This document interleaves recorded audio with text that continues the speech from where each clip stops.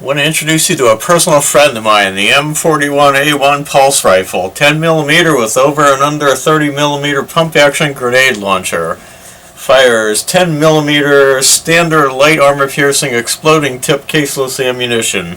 And here's how to make one. The first pulse rifle that I made was a modified Nerf gun, and this is what it looks like. This is a Nerf Stampede. And what I did was take off the front shield that comes with it and attached a piece of vacuum cleaner hose to the front so it looks sort of like a grenade launcher, and added this foamy shroud on the front here, and took some foamy and made a cap on the bottom of the ammunition clip. Other than that, it's just painted. This counter here is just printed out and glued on. It looks pretty good. It's not screen accurate. It looks a little bit like the assault rifle that's in the new Colonial Marines game, so I may end up modifying a little bit to look more like that and just calling it that. But I did want a pulse rifle, and I wanted something that was a little more accurate to the movie, so I decided to make it basically the same way that they made it for the movie. What they did in the movie was take 3 different firearms, a Thompson submachine gun, a SPAS 12 shotgun, and a Remington pump action shotgun, and combine them all to make a working model of a pulse rifle. Now, to make a homemade version, you only need 2 of those guns. You need a Thompson submachine gun and a SPAS 12 shotgun, and fortunately Airsoft makes pretty good copies of both of those. So I decided to make my pulse rifle from Airsoft parts that I ordered from Amazon, and here's how I did it. The parts you're going to need for your Airsoft pulse rifle are a Thompson submachine gun. I found this on Amazon, and it cost, if I remember right, it was about $40 including the shipping. You're going to need an Airsoft SPAS 12 Frankie shotgun. The one I got has a clear body. That was just because that was the only one that Amazon had, and the price on that I think was about $25 including the shipping. You're going to need a collapsible stock.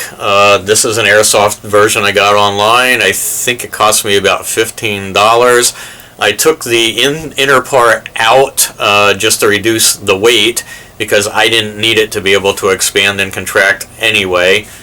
So I just liked it with the outer part, so I kept that. Now, the first thing you're going to do is disassemble the Thompson submachine gun and take off the stock at the rear and take off the foregrip at the front, and you do that by finding the screws that hold them in there and just taking those out. They're all Phillips head screwdrivers, so you can take the whole thing apart with just a Phillips tip screwdriver. Next, you're going to take the pump handle off of the SPAS shotgun and the bottom part of the barrel shroud, which people call a cage. You're going to need both of those parts. Now here's the basic idea. You're going to take the cage and the pump handle from the shotgun and attach it to the underside of the Thompson submachine gun barrel, and then attach the collapsible stock to the back. So what I've done here is used a Dremel tool to cut the pump handle to the length that I wanted it to be, and then I took a narrow strip of craft foam and made a new rim on the front where I made the cut, so it looks nice and even.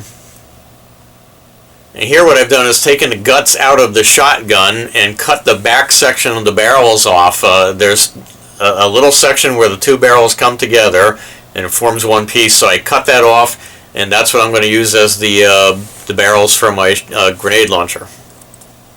So here we can see all the Airsoft parts that you're going to need to make the pulse rifle in roughly the position they're going to be in. So we have the body of the Thompson, the collapsible stock, the SPAS cage, the barrel assembly, and the pump handle. All of those are going to be fitted together. Now what I've done is taken the barrel section that I cut off of the back of the SPAS shotgun and put that into the cage. This is going into the back end of the cage, which now is going to become the front end of the grenade launcher. So now I've assembled all the parts for the grenade launcher and glued everything into place where it's supposed to be. So we have the cage glued to the underside of the Thompson, and we have the pump handle glued into place, and you can't see it in this picture, but the barrel parts are glued into the back end of the SPAS cage, which is now the front end of the grenade launcher. And also at the top I've made a barrel cover out of craft foam that I've glued into place over the Thompson barrel. So the next step is to put the shrouds on, and what it took a little bit of measuring and a little bit of adjusting, but here's the patterns that I ended up with for the shrouds. These were cut from plastic for sale signs. Now, because there are designs for pulse rifle shrouds available on the internet, you can find them just about anywhere, but because the airsoft guns are a little bit shorter than the real ones, the shrouds don't quite fit. You have to adjust them for the correct length, which you have to do anyway, but because the guns are shorter, that means that the vertical length isn't right. So what you need to do, once you've adjusted your shroud patterns for the correct length that you want, you have to adjust the vertical dimension alone by itself a little bit. I ended up adjusting it about 2 inches, so you have to play with that a little bit and then fit all the pieces until they are where you want them to be. And then once you get everything all set up the way you want to, go ahead and cut your shrouds out of plastic for sale signs.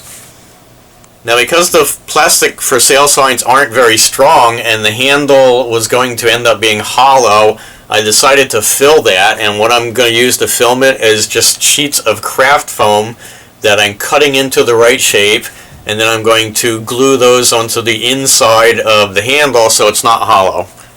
So here's the way that I cut the craft foam pieces into shape and then glued a whole bunch of layers of them on the inside of the handle, and that stiffens it up and toughens it and fills it in, makes it strong. And what I'm going to do is cover that with some more strips cut from plastic for sale signs.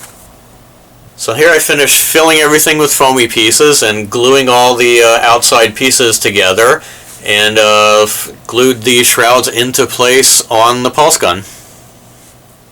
So once you have all the plates for your shroud glued together, you're going to have little gaps and spaces along all the seams, and you need to fill those in. So what I used was joint compound, and what I've done is just worked the joint compound into all the seams and filled in all the little gaps, and then I let that dry, sanded everything nice and smooth, and got it all ready to get painted. So here's the finished shroud. It's been sanded, smoothed out, repainted. Everything looks good now, and it's time to fit all the greeblies on. There is a reason why the shrouds on my pulse rifle are painted khaki brown instead of olive green like they are in the movie, and that's because I use all my props for fan films, and I shoot all my fan films in front of a green screen, so I can't have anything green in any of my props or any of my costumes, or else when I color key the scene, it makes a transparent hole there, and I can't have that. So I had to make it brown instead of green. So this is the finished pulse rifle. It's all painted, it has all the greeblies on it, it's all done. What I did was added a little greebly here, added a little tab for the clip here.